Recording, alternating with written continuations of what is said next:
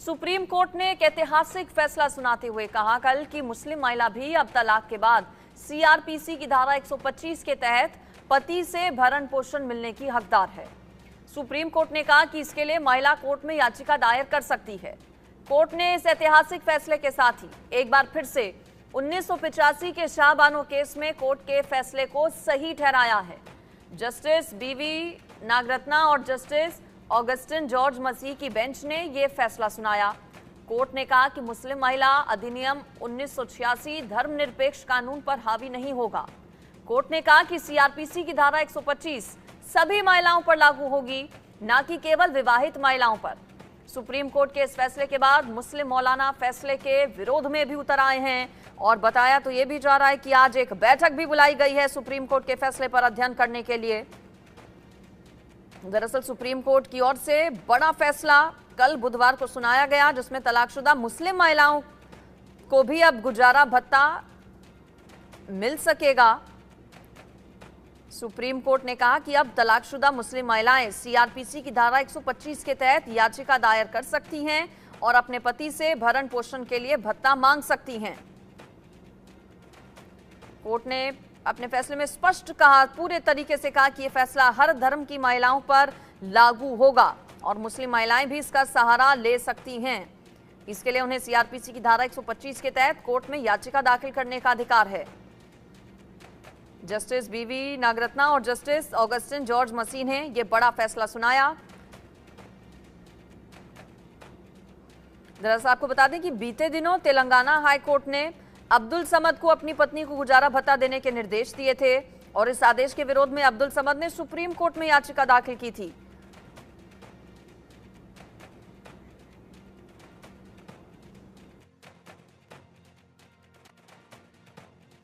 हमारी बहनें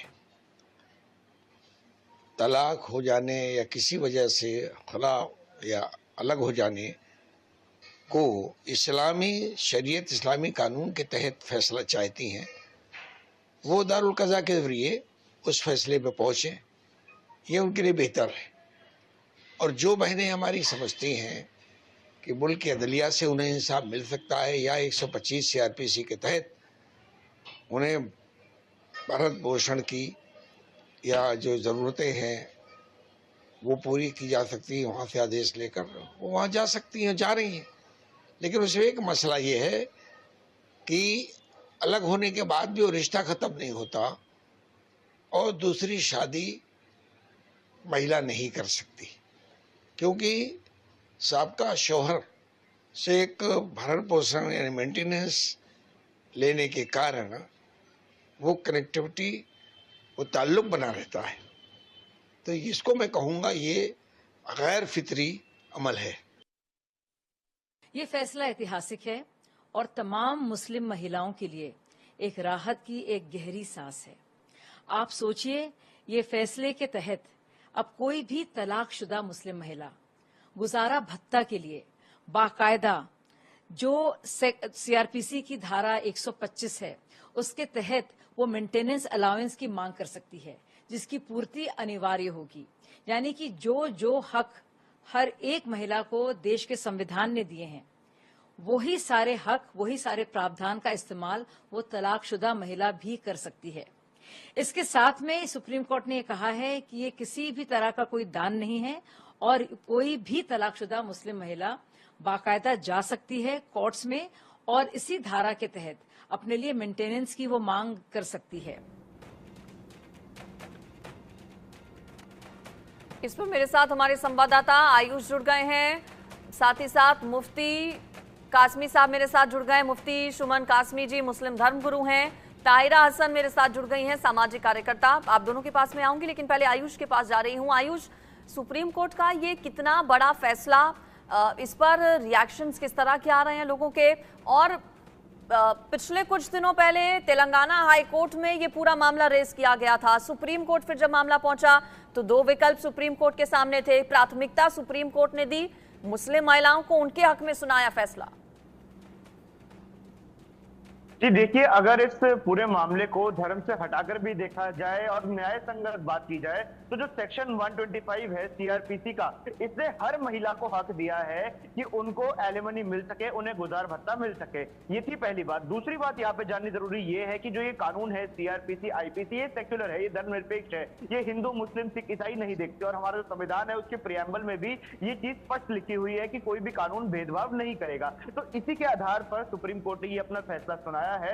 हालांकि जब ये मामला ट्रायल कोर्ट में था तो ट्रायल कोर्ट ने इस पे ये बात एलिमनी की जब बात कही थी तो इस मामले में जो महिला के पति थे वो इसको हाई कोर्ट में लेकर गए। हाई कोर्ट ने इस पर टिप्पणी करने से मना कर दिया। उसके बाद ये मामला पहुंचा है सुप्रीम कोर्ट में और जब सुप्रीम कोर्ट में इस पर सुनवाई होती है तो महिला के हक में ये फैसला आता है और ये बात कही जाती है कि महिला हकदार है उस गुजार भत्ते की जो उसको उसके पति से मिलना चाहिए सेक्शन 125 के तहत। दूसरी बात यहाँ पर जो उस व्यक्ति के वकील ने कही थी जिन्होंने महिला को तलाक दिया, उन्होंने कहा था कि मुस्लिम महिला को मुस्लिम पर्सनल लॉ बोर्ड के जो कानून है उसके तहत गुजार भत्ता दिया जाएगा, उसके तहत आगे की जो भी कार्रवाई होगी तलाक के बाद की वो की जाएगी। इस पर सुप्रीम कोर्ट ने जो टिप्पणी की है वो सबसे अहम है इस पूरे मामले में। उन्होंने कहा था कि मुस्लिम पर्सनल लॉ के तहत महिला को जो हक मिल रहा है वो तो उसे मिले ही मिले, लेकिन इससे उसका वो संवैधानिक अधिकार खत्म नहीं होता जो सेक्शन 125 उसे देता है, यानी पर्सनल लॉ के तहत उसे उसका हक मिलेगा ही। उसके अलावा जो सेक्युलर लॉ है जो सभी के लिए बराबर है उसके तहत भी उस मुस्लिम महिला को उसका हक मिलेगा। जी चलिए ठीक है, आयुष आप बने रहिए। ताहिरा हसन जी और मुफ्ती शमून कासमी जी भी मेरे साथ हैं। ताहिरा हसन, पहले मैं आपके पास आ रही हूँ, आप खुश हैं इस फैसले से? कोर्ट के फैसले का स्वागत करती हैं आप? बिल्कुल, आई वेलकम दिस जजमेंट। और मेरा मानना है कि इसको इस तरह से क्यों देखा जा रहा है, मुसलमान महिलाएं भी इसी देश की नागरिक हैं, इसी देश की सिटीजन हैं, तो जाहिर है कि हमारा संवैधानिक अधिकार है, जो कानून हमारे देश के हैं उन पर मुस्लिम महिलाएं भी उसका इस्तेमाल कर सकती हैं। अगर सीआरपीसी 125 के अंदर कोई भी महिला irrespective to caste, creed and religion जा सकती है तो मुस्लिम महिला भी जा सकती है, वो भी इसी देश की सिटीजन है। तो मुझे लगता है अगर महिलाओं के लिए कोई बेहतरी की गई है, खासकर देखिए ये उन महिलाओं के लिए है जिनका अपना लाइवलीहुड नहीं होता है, जिनके जो पूरी तरह से डिपेंडेंट होती है हस्बैंड पे, और जाहिर है इसे हाई टाइम इसको रिकॉग्नाइज किया जाना चाहिए कि वो घर बनाती हैं, सेक्रीफाइस करती हैं। आप एकदम से अबेंडन करके उनको डिस्टिट्यूट तो नहीं बना सकते ना, ये गैर इंसानी है। इस्लाम भी इसकी इजाजत नहीं देता है। ठीक है, जो इस्लाम में उनको राइट है वो भी मिले और जो यहाँ है वो भी मिले, ये तो और अच्छी बात है कि हमारी बहनों के लिए बेहतरी हुई है। तो मुझे लगता है कि इसमें परेशानी कहाँ से हो रही है। और दूसरी, रीमैरिज करेंगे तो उसके बाद तो वो एलिमनी बंद हो जाएगी अपने आप। उसमें ताल्लुक बने रहने का, कितने लोगों का डिवोर्स हुआ, कितनों को एलिमनी मिल रही है, कितनों के ताल्लुकात बने रहे, कितनी औरतें आप जाइए फैमिली कोर्ट में दौड़ रही हैं।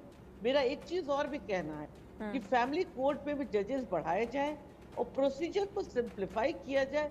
ओवरलोडेड है और महिलाएं हमारी दौड़ती रह रही हैं, महंगे महंगे वकीलों को पैसा देना पड़ रहा है, उसको भी प्रोसीजर को भी सिंप्लीफाई किया जाए। चलिए ठीक है ताहिरा जी, मैं मुफ्ती जी के पास जा रही हूँ। कासमी जी, अच्छी बात है ये, तो दिक्कत क्या है इसमें? अगर मुस्लिम महिलाओं को भी गुजारा भत्ता मिलेगा तो वो हकदार हैं इस चीज की, क्यों नहीं हो? ये सर्वोच्च न्यायालय का फैसला बहुत न्याय संगत है और मैं समझता हूं कि जिन लोगों ने इस्लाम का गलत इस्तेमाल किया था, इस्लाम नाम है सिला रहमी का, मसावात का, बराबरी का, करुणा और प्यार का, और हमारे रसूल पाक ने तो ख़वातीन को इतना अधिकार दिया कि जो शरीयत औरतों को खाना बनाने की, बच्चों यहाँ तक के बच्चों को दूध पिलाने की जिम्मेदारी भी एज ए बीवी के, एज ए वाइफ के उस महिला की नहीं है, बल्कि वो पुरुष, वो हस्बैंड, वो शौहर उसका इंतजाम करेगा। अब इस तरह जो रसूल इतना उलुल अज़्म हो, जो दीन, जो मजहब बराबरी की बात करने के लिए आया हो, कुछ लोगों ने उसका मिसयूज किया। और किन्होंने मिसयूज किया, अभी हमारी बहन कह रही थी, मैं वाकिफ हूँ क्योंकि मैं फैमिली कोर्ट परामर्श समिति का भी एक हिस्सा रहा हूँ कि किस तरह से उन महिलाओं के अधिकारों का हनन होता था और शरीयत के नाम पर जिस तरह से वो बेचारी सड़कों पर आ जाती थी, मैं समझता हूं कि तलाक के बाद भी उसका रिलेशन एक इंसानी नाते से बना रहता है, और वो अगर इस लायक है तो उसे तो स्वयं जो है अपने बच्चों की और उस बीवी की जिस बीवी को उसने तलाक दिया है, मैं समझता हूँ तलाक सबसे बुरी चीज है इस्लाम की नजर। तो इसलिए मैं बहुत सारी उन खवातीन को जानता हूँ कि जो अपने बच्चों का भरण पोषण नहीं कर पा रही हैं। बिल्कुल, ये अच्छी बात है कि आप स्वागत करते हैं, लेकिन कई लोग ऐसे हैं जिन्हें बहुत ज्यादा आपत्ति इससे हो रही है, जिन्हें तकलीफ इससे हो रही है। फिलहाल आप दोनों का बहुत शुक्रिया, आप दोनों का बहुत शुक्रिया इस पर मेरे साथ जुड़ने के लिए।